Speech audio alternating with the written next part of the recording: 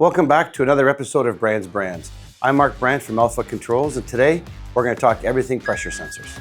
They may not be the flashiest piece of instrumentation, but let's be honest, they do a lot of the heavy lifting in everything from industrial processes to environmental monitoring. But choosing the right pressure sensor, that's not always as straightforward as it seems. In this episode, we're going to go over what I feel are the 4 biggest things to consider when choosing a pressure sensor. That would be pressure range, type of pressure measurement, environmental conditions, and process connections. Let's get into it.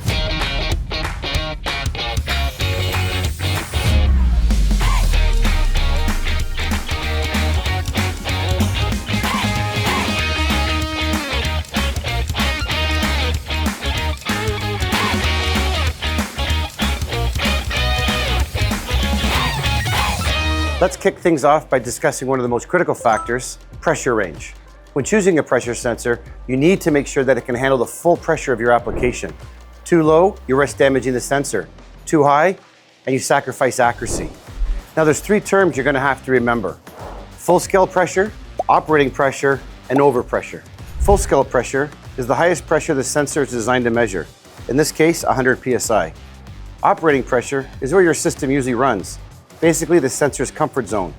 For example, between 30 and 70 psi. Overpressure is the sensor's limit before damage for those unexpected spikes that happen in real-life applications. Having the right pressure range ensures consistent and accurate readings and helps avoid system failures as well as sensor burnout. Now next up, let's talk about the different types of pressure measurement. Not all pressure sensors measure pressure the same way, and the one you choose depends heavily on your application. The first one would be gauge pressure sensors. They measure pressure relative to an atmospheric pressure. They're great for HVAC applications or tank level monitoring. The next would be absolute pressure sensors, and they measure against a perfect vacuum, ideal for those high precision applications in the aerospace industry. Lastly, the differential pressure sensors.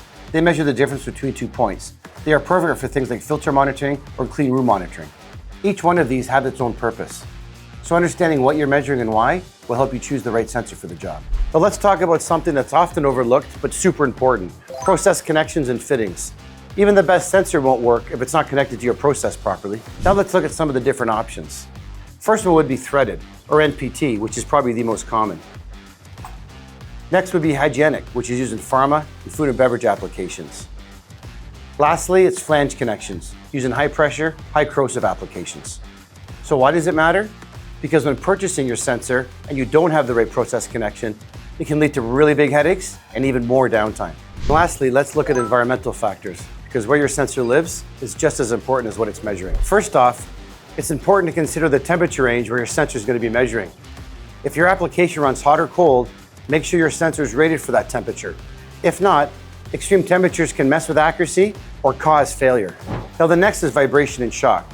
In harsh environments like heavy machinery, you want to make sure your sensor has a tough housing and secure mounting.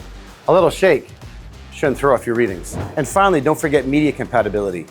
Whatever fluid or gas your sensor is measuring, it needs to be resistant to it. Corrosive chemicals or even aggressive gases can degrade internal components if you don't choose wisely. And there you have it. You can see why choosing the right pressure sensor isn't always easy, and getting it wrong can be very costly. You've got to think beyond the basics. Now, if you found this video useful, don't forget to give it a thumbs up. And don't forget to subscribe to our YouTube channel so you don't miss any of our upcoming episodes. We're always here as your precision partner. So if there's any topics you'd like to learn about, drop them in the comments below. Thanks for watching, and I'll see you on the next episode of Brand's Brands.